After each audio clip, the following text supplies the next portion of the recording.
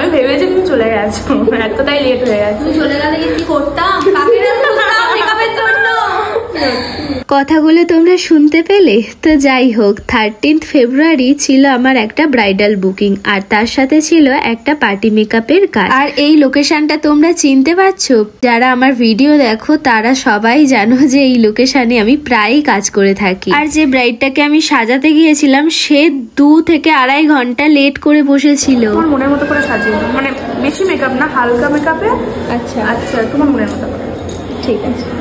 আর তোমরা শুনতেই পেলে, ও কিন্তু বেশি মেকআপ চাই না, হালকা মেকআপের উপর যেন ওকে মিষ্টি মতো দেখতে লাগে, সুন্দর লাগে যেন। আর আমি তো চেষ্টাই করি যে ব্রাইডকে তার মতো করে সুন্দর করে সাজিয়ে দেওয়ার। আরে দেখো, তোমাদের সাথে কথা বলতে বলতে আমি ভুলেই গিয়েছিলাম আমার এই গোলু বলু মিষ্টি মতো ব্রাইডটার নাম ছিল সহেলি। যেহেতু সহেলির গোধূলি লগ্নে বিয়ে ছিল, তো আমাকে বলেছিল 6টার মধ্যে ওকে যেন আমি রেডি করে দিই।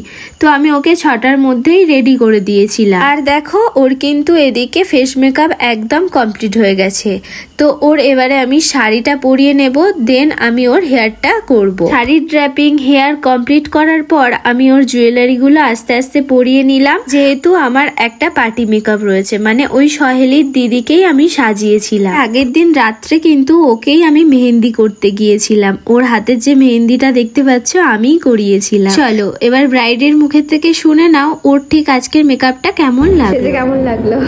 খুব সুন্দর লেগেছে আমার, মানে আমি এত লেট করে এসেছি তারপরও টোয়া দিয়ে আমাকে অনেক তাড়াতাড়ি সাজিয়ে দিয়েছে, মানে টাইমের আগে সাজিয়ে দিয়েছে। খুব ভালো লেগেছে আমার, খুব সুন্দর লেগেছে। Thank you. ঠিক আছে।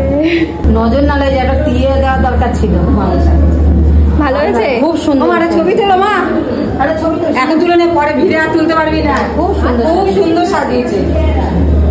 হ্যাঁ, তো এই ছিল ব্রাইডের ফুল লুক। তোমাদের কেমন লাগছে অবশ্যই কিন্তু কমেন্ট করে জানিও।